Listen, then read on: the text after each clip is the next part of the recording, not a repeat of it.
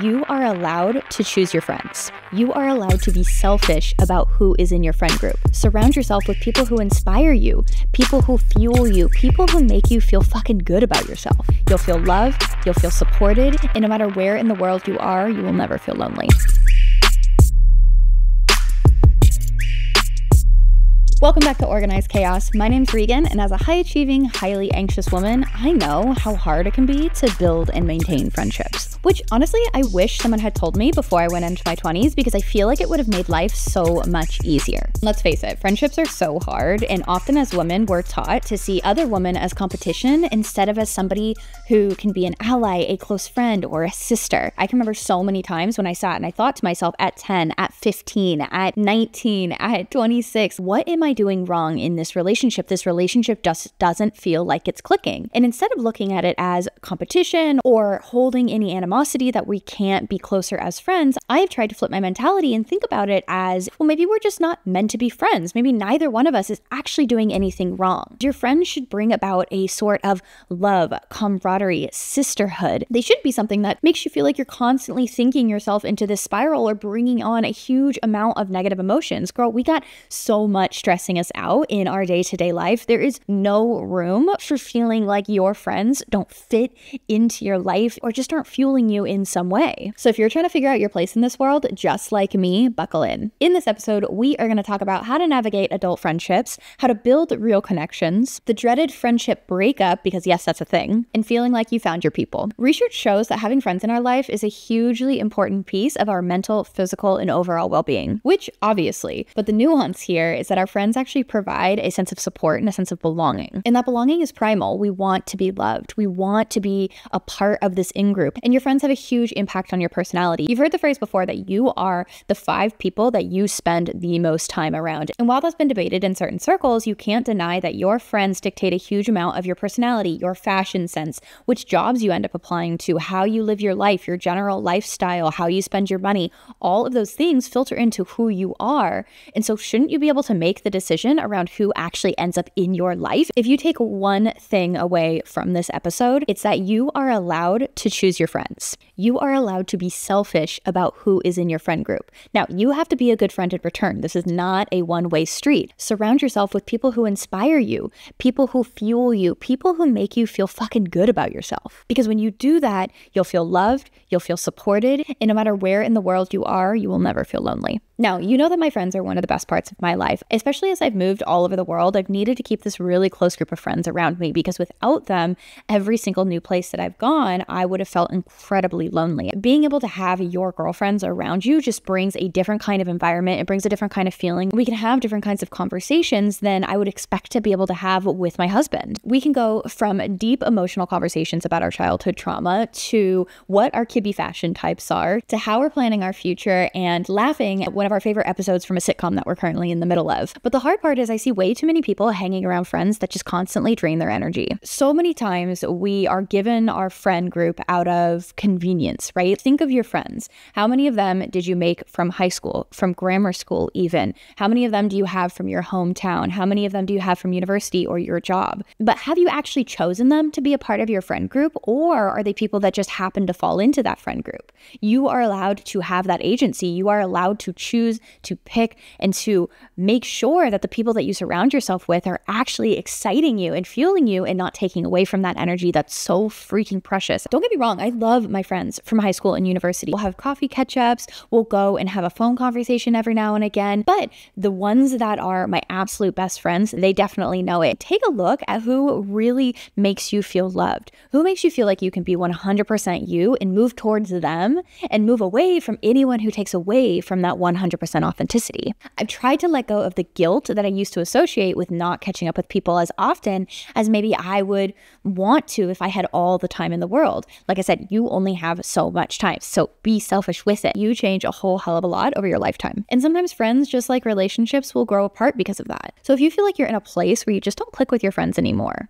that's okay. It's totally natural. And every single woman that I know goes through a time in their life where they do a good old-fashioned friend clean out. It might sound harsh, but it's the reality. And you can't throw people out like the trash. No, we are kind, we are compassionate, we are loving, and we do everything with that kindness and compassion in our hearts. Instead, I'm focusing back in on you. you listening to this, who makes you happy? Who makes you feel loved? Who makes you feel supported? The 3, the 5, the however many people, maybe that's just one person that popped up into your head as I was asking those questions. I want you to message them right now. I want you to send them a quick message and say, hey, I was just thinking about you. Hey, wanted to let you know I love you. Wanted to let you know I appreciate you, because we don't say that enough to our friends. Remember though, not all friends are made equal. Like I talked about the different kinds of friends that you're going to meet at different points in your life. High school, university, work, any other big life moment of yours. Not every single one of those people is going to be the person that you call when you hit rock bottom. And that's okay. It makes it all the sweeter when you have found your person, when you know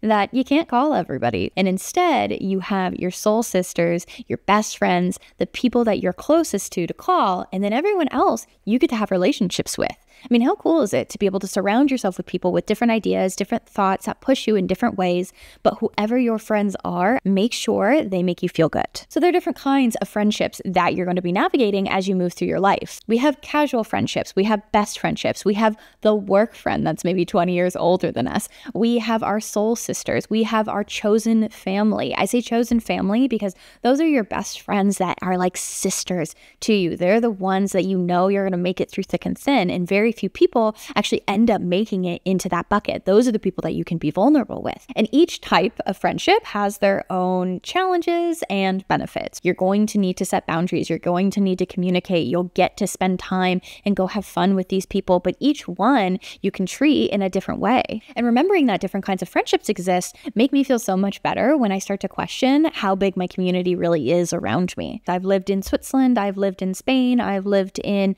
the Netherlands, I've lived in London, I've lived in San Francisco, I've lived all over the place. In each one of those different communities, I have found my group. Now, maybe I haven't found absolute best friends through thick or thin in every single one of those locations, but I've built that community. Because it's one thing to be able to get on the phone with my best friends and call them, and it's another thing to be able to go and actually spend time with people. You're fueled for different reasons. Some friends here in Amsterdam, I'll go and grab a coffee with. I'll do a hot yoga class with them. I do things that maybe I can't do with my best friends who just aren't here in the same proximity as me right now, but I don't want to lose out on that ability to build those relationships. So take a look at your friends. Who would you dive deep into vulnerable conversations with? Who makes you feel comfortable to be that vulnerable? Those are the people that you want to keep in that best friend kind of bucket. Who do you feel like you know a huge amount about? Those are the people that you want to keep in the best friend bucket. Who are the people that let you be 100% you? Now, we want the majority of our friends to be like that, right? Like we want the majority of our friends to make us feel like we are fucking special because you are. But that's not always the reality. So think about on the flip side,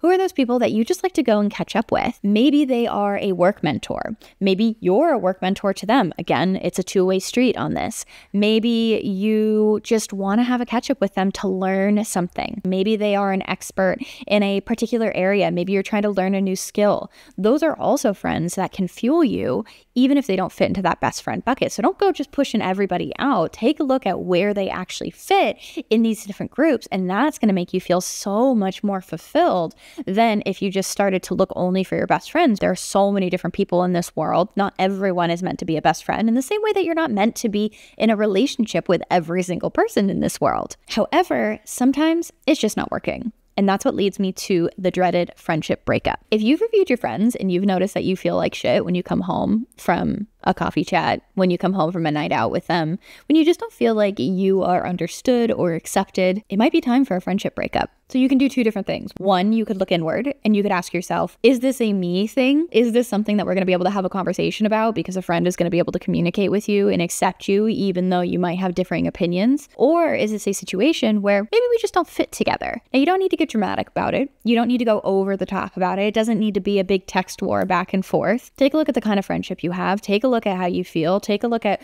whether or not you want to continue to put the effort in, whether or not they put the effort in, and then make the decision. Is it time for that friendship breakup? Looking at it that way, I'm so curious to hear your perspective. So please let me know in the comments, send me a message. Have you ever broken up with a friend before? How did you do it? Did you send them a message? Did you have a conversation? Did you ghost them? I would recommend a conversation, but I'm trying to think back and I've never actually had a full conversation with someone of, hey, I don't think this is working anymore. I've started to push back more and more and more when we have conversations, and then it's been more of a mutual agreement that it's probably not going to be worth it for us to continue this friendship just because we don't work anymore. Now, you have looked at what kind of friends you have, what kind of friends you want to have, where your friends fit in those different buckets, and the dreaded friendship breakup. Now, we are going to take a look at how do you maintain friends? How do you actually maintain these friendships that are so important to you? Because keeping friendships is hard. It takes time, it takes effort, it takes energy. If you're anything like me, I'm an ambivert, so I fall somewhere in between the introvert and the extrovert scale.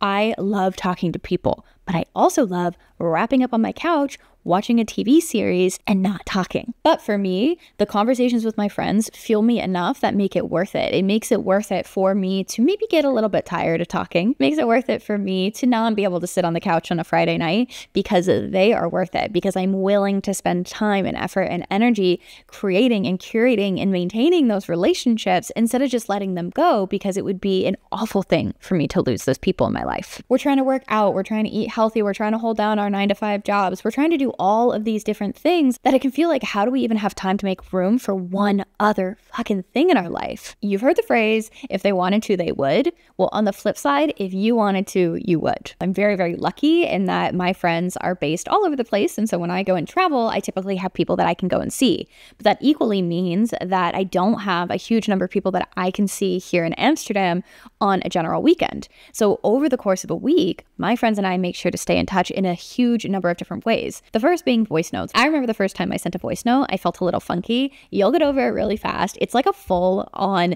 podcast episode that you get to have with your friends. Updates from our day, recipes that we've just eaten, fashion tips, questions, problems we're having, advice we need. It's a full-blown podcast episode. And if you're not a voice note girly, don't knock it till you try it. We schedule video chats and calls. I will dedicate a Friday night, a Wednesday afternoon, a Saturday night to talking to my chosen family back in the US on the West Coast. They're 9 hours behind me, which means that as they're waking up in the morning, I'm sitting down in the evening ready to wind down. Now, my absolute best friend and I will do this quite often. I would say we probably talk once every 3 to 4 weeks. But when we get on the phone, we are dialed in. We are ready to talk, and both of us block out that time. I know that she puts time on her calendar so that the two of us can chat. I put time on my calendar so that the two of us can chat. She has her coffee. I have whatever I'm drinking for the evening, and we just chat, catch up, and feel like we're sitting across from one another on the couch. Well, yes, going out and getting a drink together is more fun to be able to do in person. It's just as fun sometimes to be able to do over the phone. And then this last one is actually for the people that maybe I don't have time to catch up with as often as I wish I did. I said earlier that I'm trying to release myself from the guilt that I feel from not being able to catch up with people as often as I wish that I could. One way that I do that is by sending an I miss you. I had a friend give me this advice one time because I was saying I'm busy and I can't always respond as quickly as I want to be able to respond. And she said, well, why don't you just say, I miss you? Why don't you just say, hey, I'm thinking about you? And I thought to myself, it's so right, because you end up getting in this place when you haven't talked to someone for a very long time where it starts to feel awkward. That's how friends end up washing away, is because you haven't reached out to them. Neither of one of you wants to really step across that threshold, and it gets weird and awkward. Google Photos every single day gives me like 20 photos. It pulls up photos from the past and says, hey, do you remember this? Do you remember this? A lot of times my friends are in those photos. I'll just send them to them. The point is, you are thinking about them, and that feels so good. I love it when my friends send me that message, and so I want to spread that positivity right back to them. But it's a great way to remind people how much you love them and maintain those friendships that are going to mean a huge amount to you, especially as you get older, especially as your friend group starts to get smaller and smaller. Go and do that right now. There you have it. That's everything that I currently know about friendships at 29. This one goes out to every single one of my soul sisters who I love so very much. You know exactly who you are. I miss you every single day, and I'm so, so grateful that you're in my life. I'm also so grateful for all of you for listening to this. If you have any questions, definitely drop them in the comments below. I hope this video inspired you to take a deeper look into your own friendships. And if you want to unlock your dream life and build your self-confidence and self-love, please make sure you subscribe, you leave a rating, you leave a review,